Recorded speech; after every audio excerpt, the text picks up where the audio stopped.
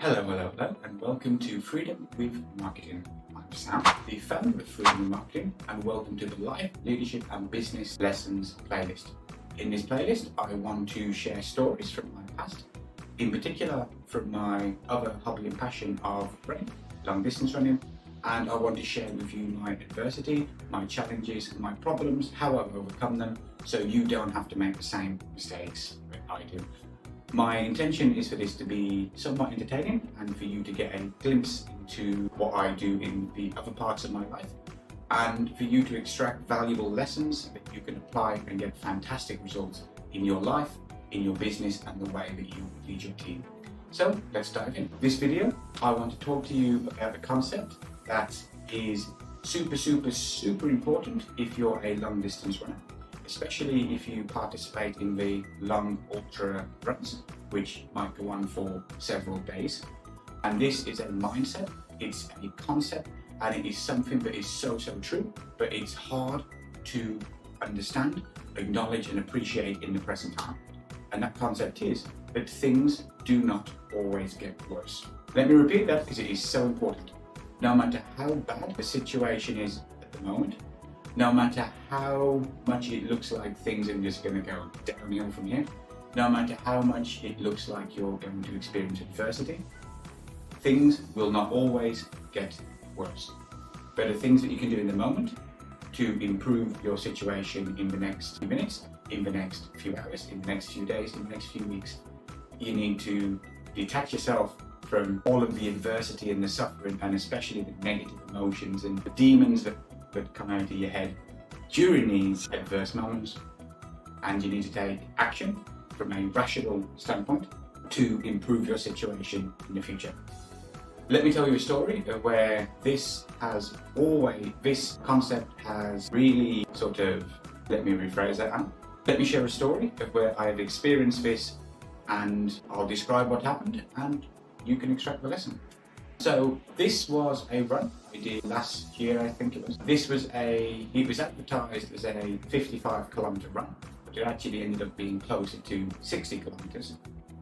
That's actually quite significant because right at the end, when things are really bad, every step hurts, you're on really difficult terrain, but the extra 3 or 4 kilometers can mean that you're out on the trail for an extra hour, an hour and 20 minutes, where everything sucks, everything hurts. So with this race, I have to admit that I went in with a strategy, and that strategy just went downhill very quickly. And I can tell you now that the shit proverbially and literally hit the fan, and things went downhill fast. What happened was, so before the run, I didn't get much sleep, so sleepless night going into the run. I had to be at a certain part of the city at 2 a.m. to get the bus to the start line. This was provided by the event organisers, which means that you have to be up at midnight. You're not going to sleep because of excitement and anticipation. So a sleepless night going into it.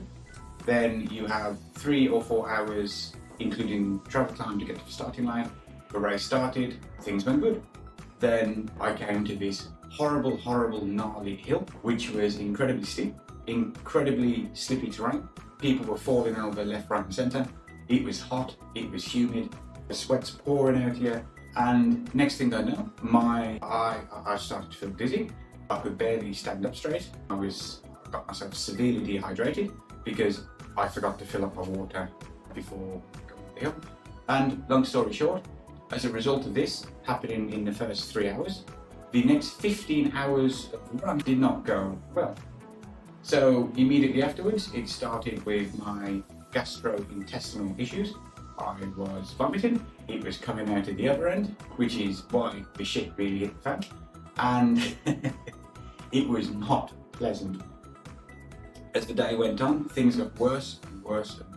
And I kind of remember a few incidences where, number one, my stomach cramping and my stomach issues were so bad that I had to literally run off the road into the bushes to relieve myself, let's say, and then get back onto the trail and try to continue. A short while later, I was standing there on my poles, just standing there, could barely stand up, wobbling all over the place, and the vomit was coming out of me. Could not keep any liquid in me, could not keep any calories in me, which made things progressively worse. I remember getting to the next aid station and just having to sit down on a plastic chair like this for about 20 to 30 minutes just so the heat exhaustion could bypass. And I remember getting to the next aid station, which had a nasty steep climb, no shade, hottest part of the day. And again, I was 1 step, 2 step, 3 step, having to stop, and heads all over the place, and I was leaning on the pole so I didn't fall over because of your head's dizzy. Again, vomiting. I was in a situation where I just wanted to lie on the floor and find a hole and jump into it, or have someone come past me and pick me up and take me back. That would be the end of the race. I'm not sure if someone would have come back if I would have had the mental strength to tell them, no, I don't want to come with you. I think I probably would, because I've got the experience to do it, but I'm sure if someone would have been tempting me to jump into the DNF, I'm not sure how I would have got out of it. Well, the thing is, this happened at about kilometre 30 of a 58 or 59 kilometre race.